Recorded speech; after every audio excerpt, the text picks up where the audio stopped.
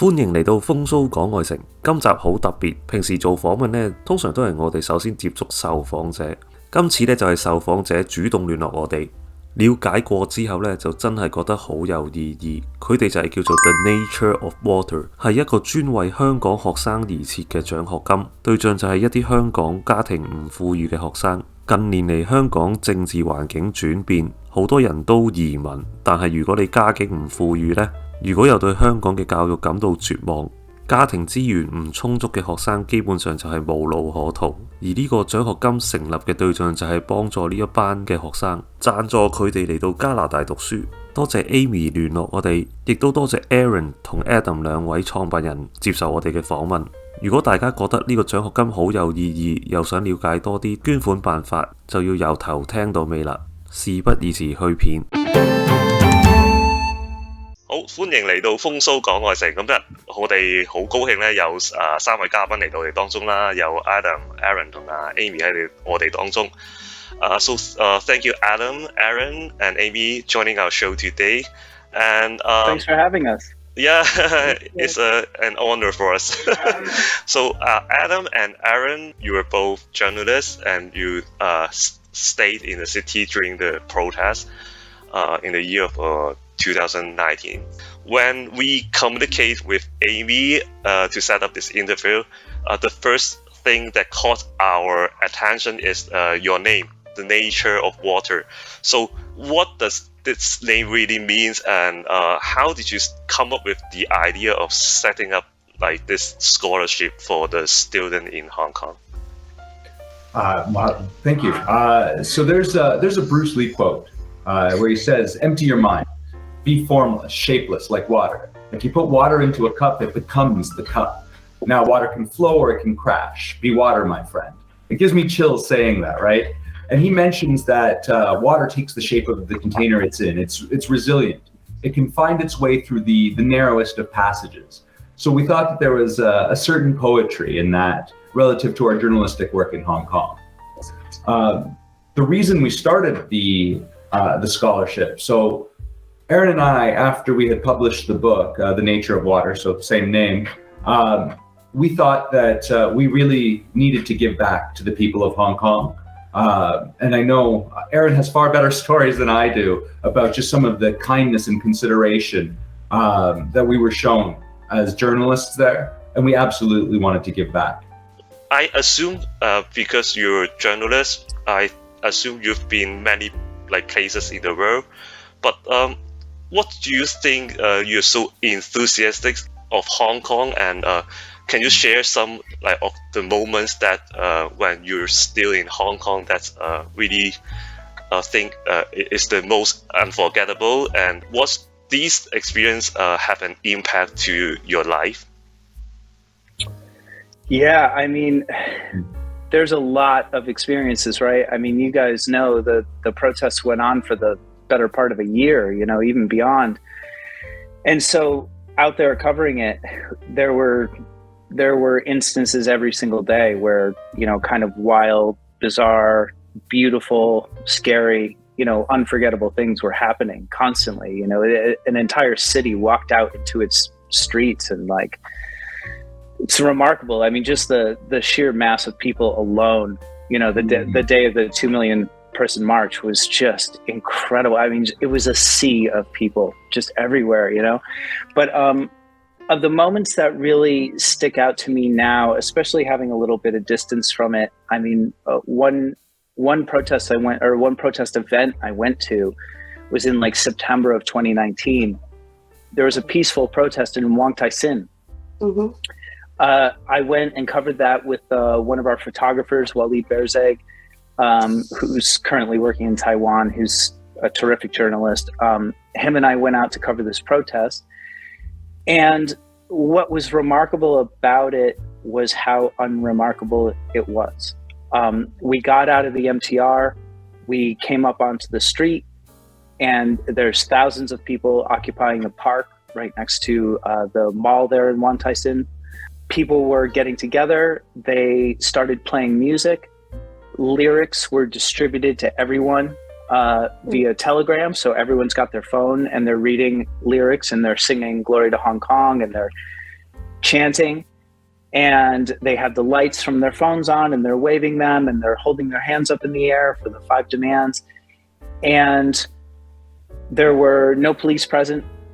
Everybody sang and chanted with fervor, and it's really moving. I mean, one of the things that struck me always about the protests is that just the sounds of thousands of hundreds of thousands of people chanting or singing is absolutely powerful. Like it blows right through your body.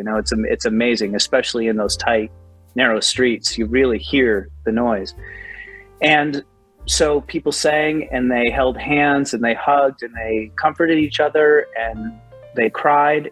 And when it was over, everyone just dispersed and went home. There was no drama, no violence, just this gorgeous blooming of people coming together, making their voices heard to the neighborhood. You could see people up in their balconies, and people from the mall looking over and singing as well. And it was just gorgeous. It was one of these really beautiful, kind of exquisite moments that, amidst the violence and the tumult of the protests, it's so easy to forget those kind of quieter moments. And that one always jumps out to me as being particularly beautiful. And I remember leaving with Waleed. Him and I were both really kind of struck by, just how gorgeous it was. It's a very earnest expression of people's feelings, and it felt really special to be there. 係 Amy 啊，知道咧你喺依個 campaign 度咧都有一啲角色嘅，咁可唔可以分享下你嘅角色係乜嘢啦？同埋你同Aaron 同 Adam 係點樣認識嘅咧？咁我開始其實我係買咗The Nature of Water 本書嘅，我係睇到即係佢哋開始接受預訂啦，咁其實我買咗3本。咁嗰係2020年啦，咁其實啱啱疫情亦都開始，佢哋都一直有即係 email 去通知翻我哋，即係而家本書嗰個印刷嗰個進度點樣，因為喺加拿大印嘅本書，喺加拿大係好靚嘅，係250頁厚皮，即係屬於影集。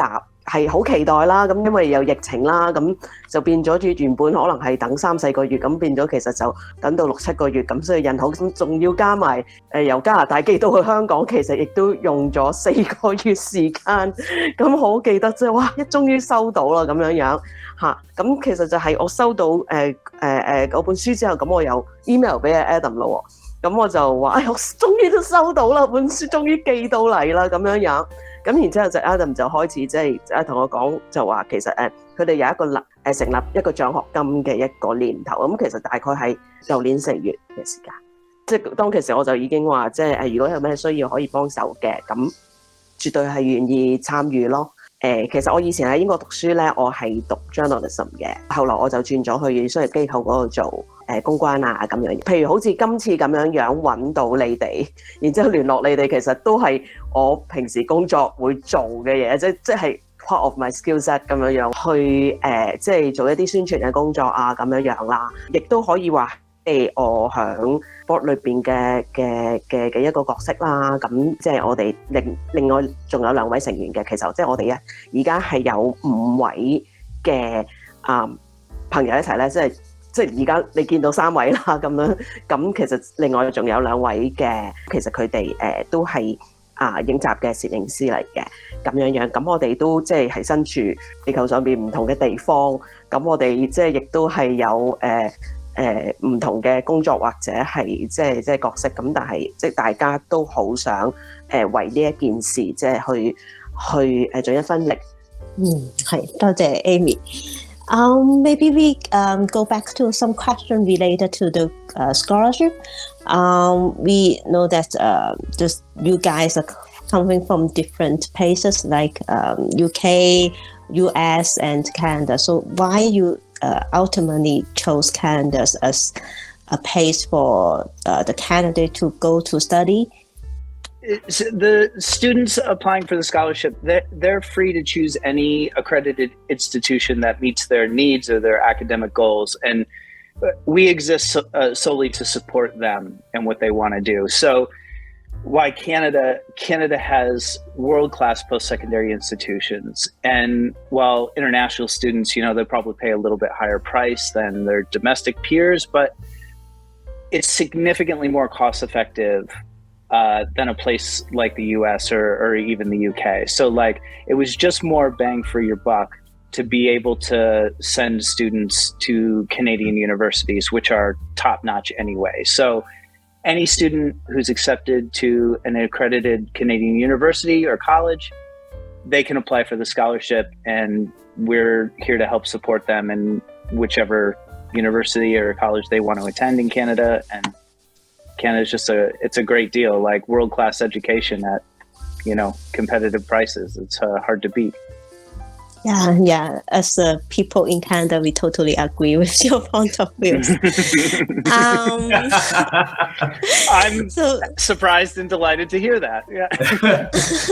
And plus, I think for young Hong Kongers, like the lifeboat policy is a really good news for a lot of young Hong Kong graduate and young Hong Kong students. Yeah, when you talk about the lifeboat program, we also wonder if there any timeline the program is going to meet, because we are aware that the lifeboat program has a sort of deadline. So the candidate has to apply before 2026. So is there any timeline for your program that you have to meet so that the candidate can catch up the lifeboat program? And so that's absolutely true. We are looking to raise $1 million Canadian in the next year. So in the next 12 months, that's our goal. We know it's ambitious. We know it's aggressive. But we also think it's incredibly important for young Hong Kongers to be able to attain that kind of post-secondary achievement and come to Canada. So when we talking about going to another place to stay or to study, there besides the school, they may have other considerations. So are you guys working with some local group who have some settlement support, say, to find a place to live, or how they can settle down in the different cities? Do you have any plan to work with some local groups? I'm really glad you asked that, Ivis. Thank you. We've had a preliminary conversation with groups in Toronto, and we'd like to connect with groups in every major metropolitan hub and in every province. So right now it's only the GTA, but we really would like to meet with other groups across the country. I personally believe, and I know our group shares the sentiment, that it's vital to partner with groups like the Toronto Hong Kong Parent Group, and they provide much needed support to expatriated Hong Kongers. As we all know, when you go somewhere that you don't necessarily have family, it's a pretty hard journey. And to have a group like that support you, help you understand the culture, help you find a place, have any mental health supports, as I imagine post-traumatic stress is a real issue coming out of Hong Kong. We need those kinds of supports. We need those kinds of groups. And sometimes just going away to school in a strange land is kind of difficult. So you want to have that kind of community, right? Yeah, I know that you guys now in the midway of your program. So what is the next critical step for you guys that you are targeting to compete at when? So we have a milestone that we'd like to meet in fundraising, and then we're going to be reaching out to the universities specifically. I'm glad you asked, because there's a three-prong approach, and we're always so focused on the fundraising aspect, because it's obviously the largest aspect of any campaign and scholarship. However, we would like to be meeting with the universities to establish tuition waivers so that the funds from our scholarship could go to living costs or to other ancillary costs that Hong Kongers will have to face and bear when they come to Canada. And so with the support of Canadian universities, the $1 million that we raise could go well beyond tuition. It can go to actually building a life here. Can the student in Hong Kong right now, can they start applying right now? And do you have any criteria for the student? Do they need to get all A's in their report card so that they can apply for the scholarship? Or I know that the scholarship targets some of the families in Hong Kong that are less affluent. When or how they can apply for the scholarship in Hong Kong? Once we've reached $250,000, we're going to open up the applications because of the nature of the scholarship fund through the London Community Foundation. We need to reach a certain threshold before we can open up for applications. But you're right, Arnold, it absolutely will be need-based. And so there's a large percentage of Hong Kongers that live under the poverty line, and that's going to be our primary selection criteria for the applicants. Now, of course, high grades would be wonderful, but we haven't determined if that's going to be heavily weighted relative to financial need and also prior acceptance to a Canadian university or college. I can actually chime in into this, talking about the Gini coefficients that's like a index to indicate the gap between rich and poor. Hong Kong has been having the highest Gini coefficient amongst the developed world. That's why this scholarship we emphasize on, helping Hong Kong students who have financial difficulty. Thank you. How can we donate to the scholarship? Right now, if there's audience listening to our program right now, how can they donate to the scholarship? And some donors may ask a question like how much administration costs will be involved in the fund? So you can make donations at www.thenatureofwater.hk. And it should be, it's notable that donations can be made anonymously for those who feel more comfortable making donations as such. With regards to administrative costs, I'm glad you asked that question because any philanthropic endeavor that I've been involved with in the community here in London, Ontario, that's one of the first questions that we ask as well, is what does administrative costs look like? And so our board had a pretty lively conversation around administrative costs, and what we decided that 100% of donations absolutely must go to the scholarship fund. So, and the London Community Foundation, where the fund is based out of, and all of the funds are being held, manages over $100 million. So it's, at least we know that they have a track record of being able to create endowments and also administrate the funds in a fiscally responsible manner. Now, that being said, all of the administrative costs are being self-funded.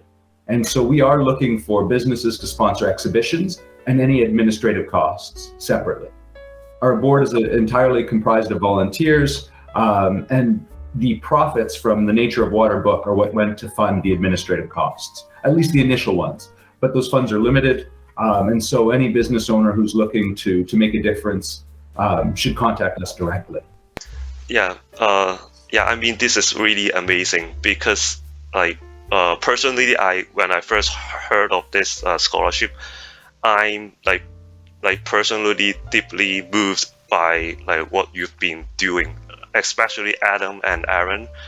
You were not born in Hong Kong, but you still have such you are so connected and having such a deep connection to the city. So on behalf of the Hong Kongers in Edmonton, that we need to express our appreciation to you. Yeah, thank you so much. Thank you. That means a lot. It does mean a lot. And I know I speak for Aaron when I say that we had a lot of deep moments when we were in Hong Kong. And in the midst of a lot of tumult, a lot of fog, a lot of fire, people were really caring about us. And so I hope that we can give back the same way. Yeah, thank you so much. Yeah, I promise we will definitely spread the word out and get more people to to participate in this scholarship. Yeah, thank you.